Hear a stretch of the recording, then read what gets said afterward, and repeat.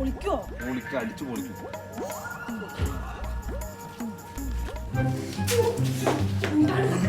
അച്ഛാ, ഇതാണ് ഞാൻ സ്നേഹിക്കുന്ന ആള്.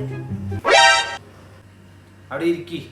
അച്ഛന്റെ മുന്നിൽ ഇരിക്കണില്ല. അന്നപ്പോ നിന്നോ, അന്നപ്പോ ഇരിക്ക. അച്ഛൻ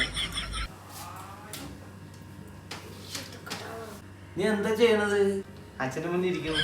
അതല്ല ഞാൻ ചോദിച്ചത്, നിനക്ക് എന്താ പണിയെന്നാ ചോദിച്ചത്. പണിയൊന്നുമില്ല മോളെ. അവനെന്തെങ്കിലും കഴിക്കാൻ കൊടുക്ക്. നിനക്ക് സ്വന്തം വീട് വല്ലതും ഉണ്ടാ? സ്വന്തം വീട് മാത്രമുള്ള അച്ഛ.